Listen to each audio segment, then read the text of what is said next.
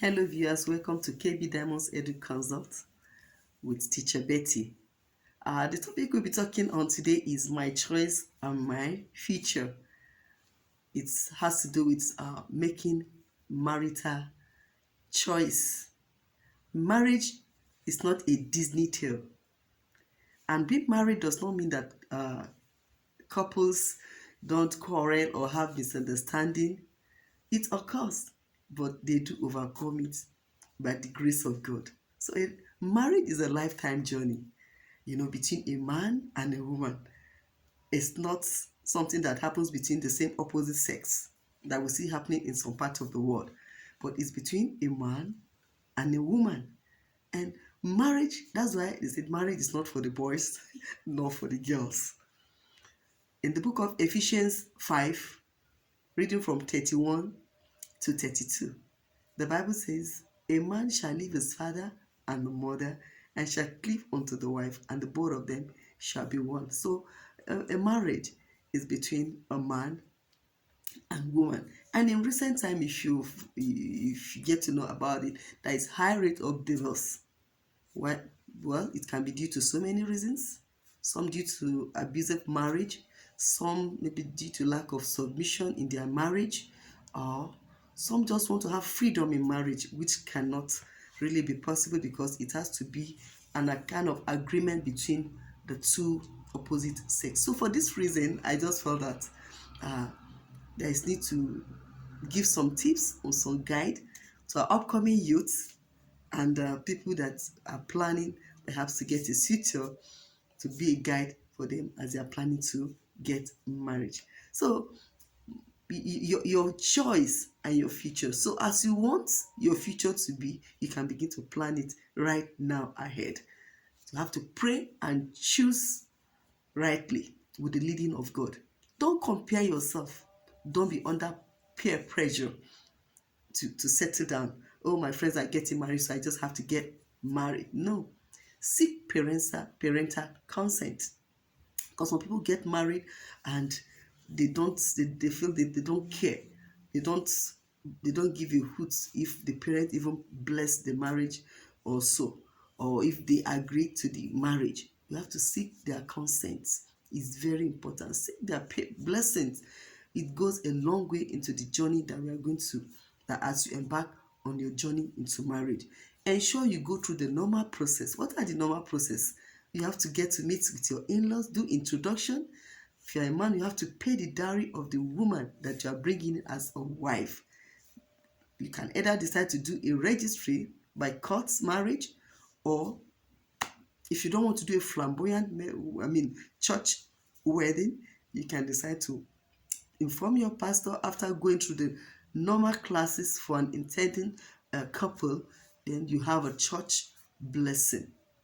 Don't settle for less, because some have done that and it ends in regret and divorce. Make sure you want to settle down, you want to be a man, you want to have a woman, you need to have an accommodation. Even if it means having a room, where you start and married. You find out from those that are married now, they started from somewhere. So make sure you have an accommodation, have a means of survival, a job or a side hustle. Because when you're bringing in a wife, that's a responsibility. You need to take care and manage your family. Spend time together. When you spend time together, you'll be able to understand one another. And if you have little misunderstanding, you know how to resolve it. By that, you are learning how to be together even in advance. Be observant when you are in courtship. There are some red flags. Perhaps either of the partner, they have this anger issue, or is abusive, is being disrespectful. If it's not something you can condone or continue with, it's a red flag to you to know that, oh, it's a no for me in this relationship. I wouldn't want to end in divorce. Avoid premarital sex. It's not an old school. Some will say, oh, it's old school. It's not old school. Let's avoid premarital sex. Avoid cohabiting.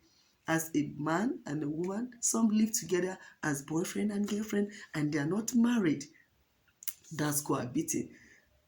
Let's do the normal thing. Then you come in together as a husband and wife. Sometimes you live in a location where maybe your parents are not there, your families are not there. Learn to live alone, get an accommodation and be there. I mean, alone.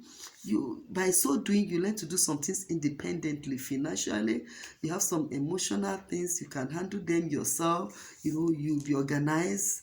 You learn some organizational things. You can take care of the home, pay your little bills. Oh, you are into it even before getting married. So by the time you're getting into married, they are not something new.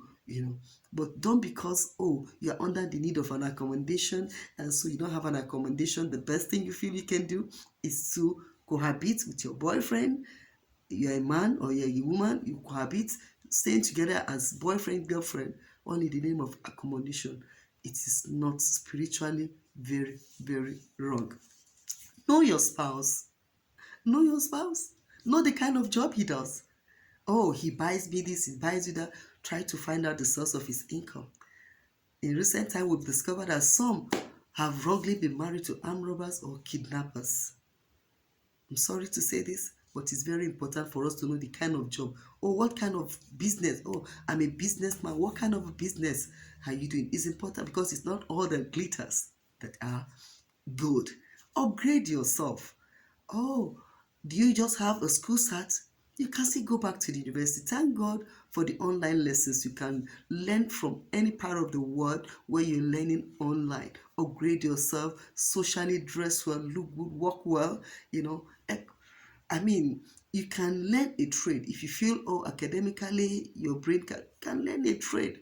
There are so many entrepreneurship that are out there. There are so many trades you can learn and be independent financially, and you be good.